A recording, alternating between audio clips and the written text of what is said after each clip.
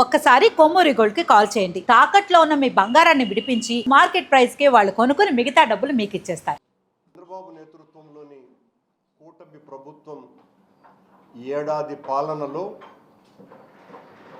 వాళ్ళు ఎన్నికలలో ఇచ్చినటువంటి వాగ్దానాలను ఒక్కటి కూడా నెరవేర్చకుండా ఈ సంవత్సర కాలమంతా కూడా ప్రజలను వంచటంలోనూ మోసగించటంలోనూ అరాచకాలు సృష్టించటంలోనూ హత్య రాజకీయాలు చేయటంలోనూ దేశంలోనే అగ్రగామిగా నిలుస్తూ కూడా ఈ సంవత్సరమంతా వైఎస్ఆర్ కాంగ్రెస్ పార్టీ మీద మా నాయకుడు జగన్మోహన్ రెడ్డి గారి మీద నిరంతర హననానికి పాల్పడటము, ప్రచార మాధ్యమాలలో విపరీతంగా విషాన్ని చిమ్మటంతోనే కాలం గడిచిపోయింది.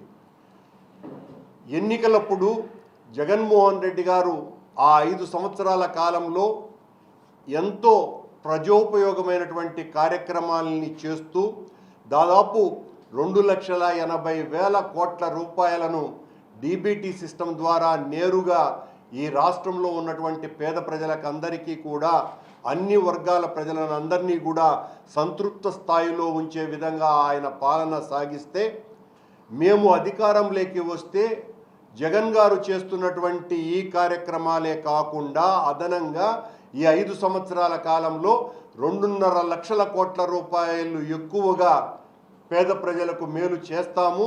అంతే కూడా కాకుండా అన్ని వర్గాలకు అన్ని రకాలైనటువంటి ప్రజలకు ఎనలేనటువంటి మేళ్ళు చేస్తాము అని ప్రజల్ని భ్రమింపజేసి వాళ్ళ చేత ఓట్లు వేయించుకొని అధికారంలోకి వచ్చిన తరువాత చంద్రబాబు నాయుడు గారు ఏదైతే చెప్పారో అతి ముఖ్యమైనటువంటి కొన్ని పథకాలు, ఆడబిడ్డ నిధి, ఈ రాష్ట్రంలో ప్రతి ఒక్క అమ్మాయికి 1,500 రూపాయలు ప్రతి నెల అందిస్తాను అన్నటువంటి పథకం దాదాపు 2,07,00,000 మందికి అందాల్సినటువంటి ఈ పథకం అసలు ఉరువు లేకుండా పోయింది.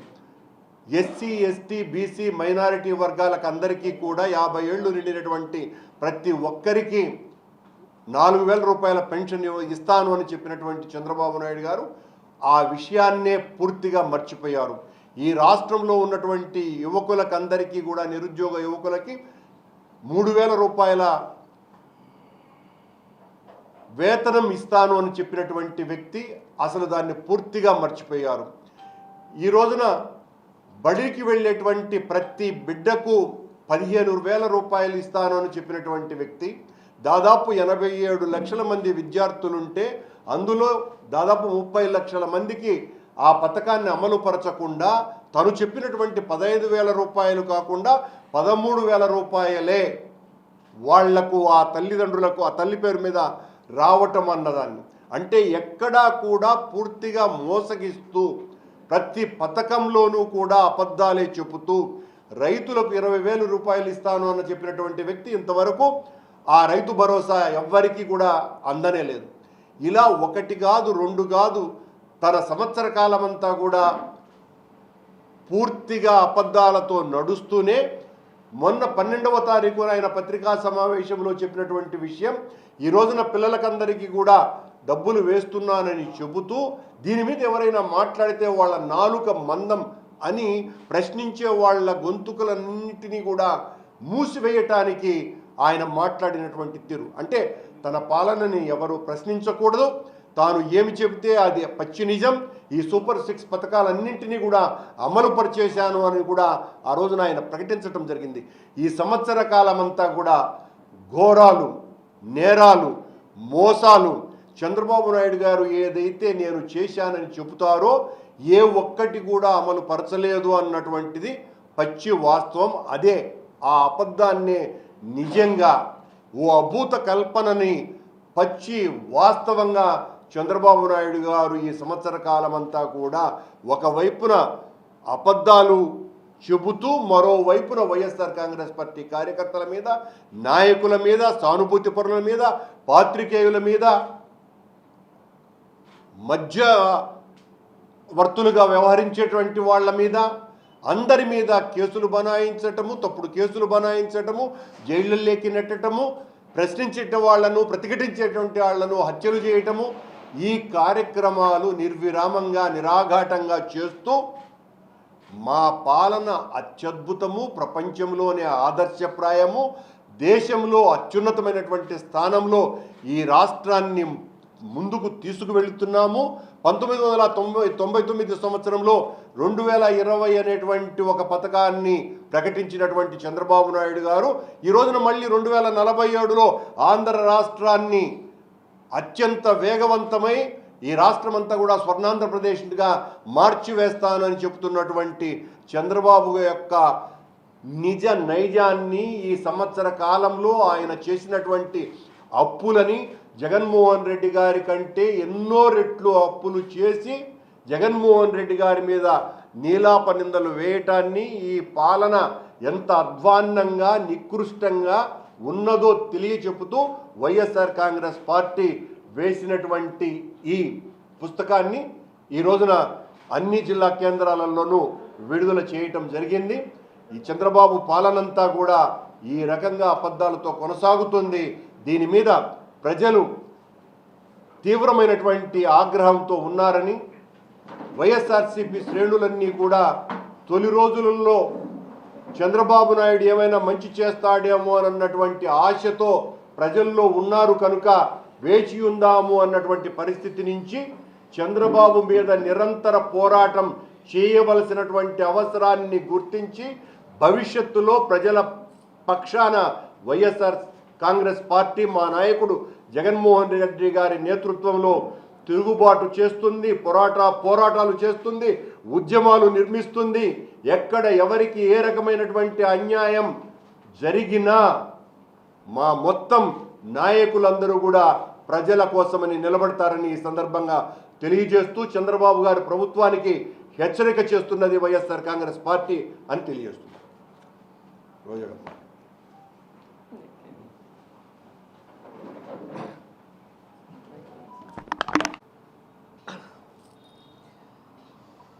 ఆంధ్రప్రదేశ్లో కూటమి ప్రభుత్వం అధికారంలోకి వచ్చి ఏడాది కాలం అవుతుంది. ఈ ఏడాది కాలంలో మీరు ఏం చేశారయ్యా అని ఎవరైనా అడిగితే మాది సుపరిపాలన ఈ మాట మనం వింటూ వస్తున్నాం.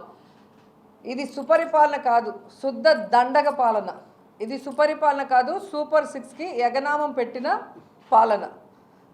జగన్మోహన్ రెడ్డి గారు ఈ రాష్ట్రంలో ఉన్న పేదవాళ్ళందరికీ కులం, మతం, పార్టీ చూడకుండా అన్ని సంక్షేమ పథకాలు తాను ముఖ్యమంత్రి అయిన మొదటి సంవత్సరం నుంచే 5 సంవత్సరాలు ఏ విధంగా ప్రతి ఇంటికి కూడా అందజేశారో మనం కళ్ళారా చూసాం. అంతకు మించి ఇస్తానన్న చంద్రబాబు నాయుడు కూటమి ప్రభుత్వం ఈ ఏడాది పాలనలో ఒక్కటంటే ఒక్కటైనా ఇవ్వటానికి ముందుకొచ్చారని నేను ప్రశ్నిస్తున్నా. ఈరోజు సుపరిపాలన అంటే ఏంటి? 1,60,000 కోట్లు అప్పు చేయటం సుపరిపాలన. ఫస్ట్ ఏడాదే 81,000 కోట్లు ప్రజలకి ఎగనామం పెట్టడం సుపరిపాలన. చెప్పిన సూపర్ 6లో ఒక్కటి కూడా అమలు చేయకపోవటం సుపరిపాలన. ఈ రాష్ట్రంలో ఆడవాళ్ళ మీద దేశంలో ఎక్కడా జరుగునటువంటి విధంగా అత్యాచారాలు, వాళ్ళని హత్య చేయటం, ముక్కలు చేయటం, పొదల్లో వేసేయటం, పూడ్చిపెట్టడం, దీన్నే సుపరిపాలన అంటారా? 17 మెడికల్ కాలేజీలని అమ్మకానికి పెట్టడం సుపరిపాలన అంటారా? లేదా రాష్ట్రం మొత్తం డ్రగ్స్, గంజాయి డోర్ డెలివరీ చేయడాన్ని సుపరిపాలన అంటారా? లేదా సందుకి గొంతుకి మందుబాబుల్ని తయారు చేయడాన్ని సుపరిపాలన అంటారా? లేదా విద్యుత్ ఛార్జీలని పెంచేయటం, నిత్యావసర వస్తువుల ధరలు పెంచేయటం, పెట్రోల్ డీజిల్ ధరలు పెంచేయడాన్ని సుపరిపాలన అంటారా? దేన్ని సుపరిపాలన అంటారో వాళ్ళు ఒక్కసారి చెప్పాలి. అసలు CBNలోనే అన్నీ ఉన్నాయి. C అంటే చీటింగ్, B అంటే బాధుడు, N అంటే నేరాలు. చంద్రబాబు నాయుడు ముఖ్యమంత్రి అయిన మొదటి ఏడాదే ప్రజలకు ఇవ్వాల్సిన, ఆయన ప్రామిస్ చేసినవి ఏవీ చేయకుండా 81,000 కోట్లని ఎగ్గొట్టి చీటింగ్ చేశాడు. ఆయన ముఖ్యమంత్రి అయిన మొదటి సంవత్సరంలోనే రిజిస్ట్రేషన్ ఛార్జీలు పెంచాడు, విద్యుత్ ఛార్జీలు పెంచాడు, పెట్రోల్ డీజిల్ ధరలు పెంచి బాధుడని ప్రజల్ని బాధ వదిలాడు. చంద్రబాబు నాయుడు ముఖ్యమంత్రి అయిన మొదటి సంవత్సరంలోనే IAS ఆఫీసర్లని లేదు, IPS ఆఫీసర్లని లేదు, వైఎస్ఆర్సీపీ నాయకులని లేదు, ఎవరి మీద పడితే వాళ్ళ మీద తప్పుడు కేసులు పెట్టి కనీసం తప్పు చేశారా లేదా అనే వెరిఫికేషన్ కూడా లేకుండా రిమాండ్లకు పంపిన తర్వాత కూడా కేసుల మీద కేసులు పెడుతూ ఒక తప్పుడు రాజకీయానికి ఎలా తెరలేపి నేరాలు చేస్తున్నారో మనం అందరం కూడా చూస్తున్నాం. సో ఈరోజు ఒక తప్పుడు రాజకీయానికి విత్తనం పెట్టాడు. ఇది ఎక్కడ పోయి ముగుస్తుందో ఎవరికి అర్థం కాని పరిస్థితి ఈరోజు.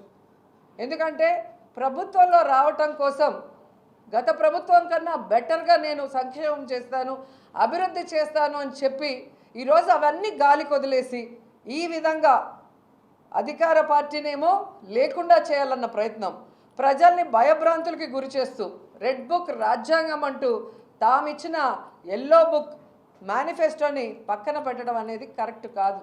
ఈ సంవత్సర కాలంలో మీరు చూడండి, ఏది చేయకుండా మళ్ళీ సిగ్గు లేకుండా కళ్ళార్పకుండా ఎంత బాగా అబద్ధం అంటే సూపర్ 6 మేము చేసేసాం అని ఒక ముఖ్యమంత్రి నిస్సిగ్గుగా అబద్ధం చెప్తుంటే ప్రజలు ఆశ్చర్యపోతున్నారు. మళ్ళీ మాట్లాడతారు, ఎవరైనా సూపర్ 6 గురించి మాట్లాడితే వాళ్ళకి నాలుక మందం అంట. మీరు ప్రజలకు ఇస్తామన్నవి ఇవ్వకుండా నాలుక మడత పెట్టినట్టు ఇవన్నీ మడత పెట్టేసి అడిగిన వాడికి నాలుక మందం అంటే ప్రజలు ఏమన్నా పిచ్చోళ్ళు అనుకుంటున్నారా? చంద్రబాబు నాయుడు గారు, లోకేష్ గారు, పవన్ కళ్యాణ్ గారు అని ప్రశ్నిస్తున్నా. మొన్న వెన్నుపోటు దినంలో ప్రజలందరూ కూడా స్వచ్ఛందంగా ప్రతి నియోజకవర్గంలో కూడా బయటకు వచ్చి ఈ ప్రభుత్వం మీద ఎంత వ్యతిరేకత ఉందో చూపించగానే ఈ కూటమి ప్రభుత్వానికి కూసాలు కదిలే. నిన్న పొదలిలో జగనన్న ప్రోగ్రాంకి రైతులకి మద్దతుగా వెళ్తే అక్కడ వచ్చిన జన సముద్రం అని చెప్పచ్చు. కిలోమీటర్లు జనం పరిగెడుతూనే ఉన్నారు.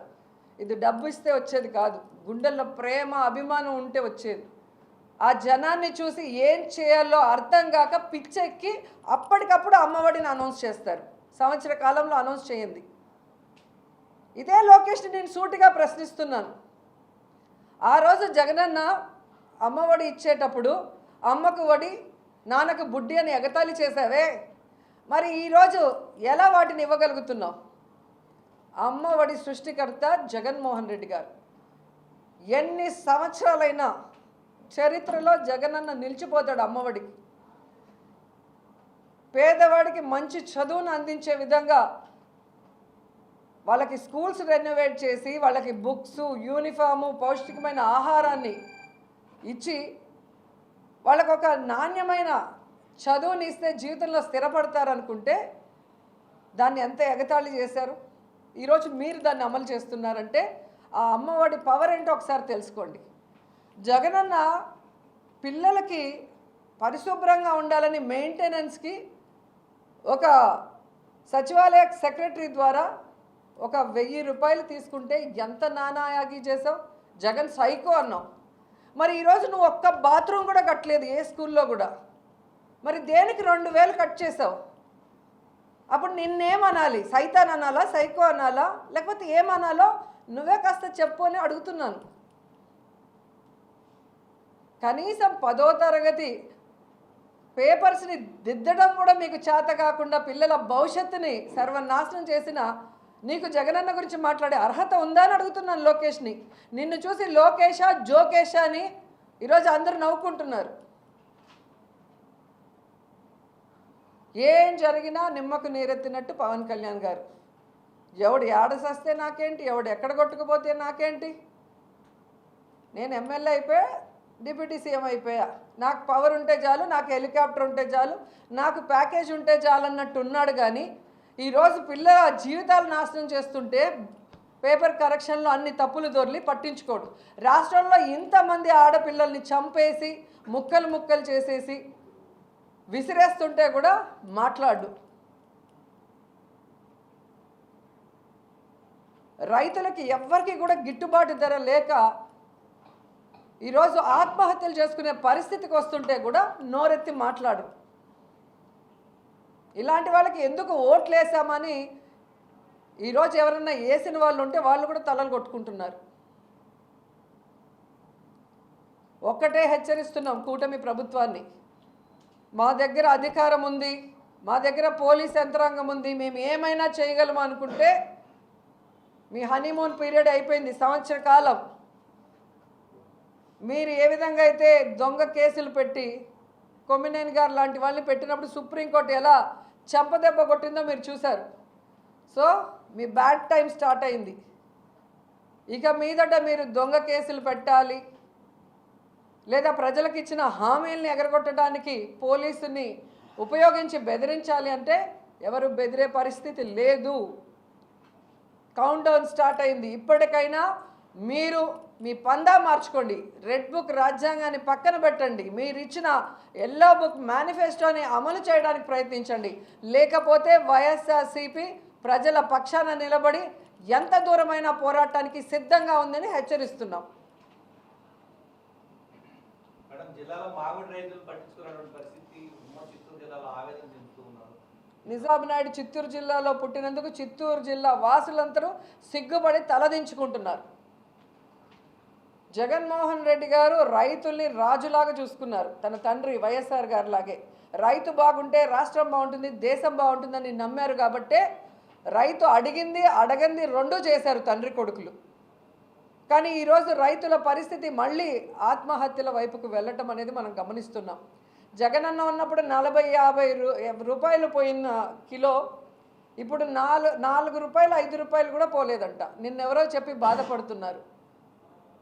ఇక్కడైతే తిరుపతిలో కొన్ని వాళ్ళ సామాజిక వర్గానికి చెందిన ఫ్యాక్టరీల్లో వాళ్ళవి మాత్రమే అన్లోడ్ చేసుకుంటున్నారు, మిగతా వాళ్ళవి చేసుకోవట్లేదని నాకు చెప్పినప్పుడు నిజంగా ఆశ్చర్యపోయాను, ఇలా కూడా ఉంటుందా అని. ఇదే విధంగా మనం కనుక చేసుంటే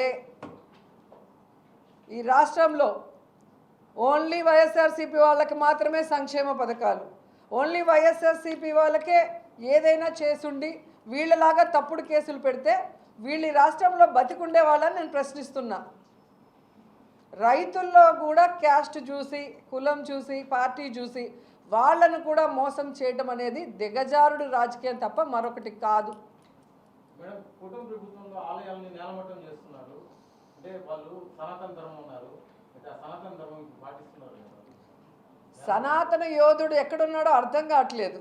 కుంభమేళాలో పోయి మునిగి తిరుపతిలో వచ్చి ఒక మీటింగ్ పెట్టి ఊగిపోయి మాట్లాడాడు. కానీ ఈరోజు తిరుపతిలో వారాహి అమ్మవారు చాలా పవర్ఫుల్. అంత ధైర్యం వాళ్ళకి ఎక్కడి నుంచి వచ్చిందో ఆ టెంపుల్ని నేలమట్టం చేయటం. ఆ తర్వాత దామినీడ్లో ప్రజలే తరిమి కొట్టారు. సో ఇట్లా దేవాలయాలను సైతం నేలమట్టం చేసి ఆ ల్యాండ్స్ని కబ్జా చేయాలనుకునే దౌర్భాగ్య స్థితికి వీళ్ళు దిగజారుతున్నారు. అంటే అసలు పరిపాలన గాడి తప్పిన మాట వాస్తవం కాదా అని అడుగుతున్నా.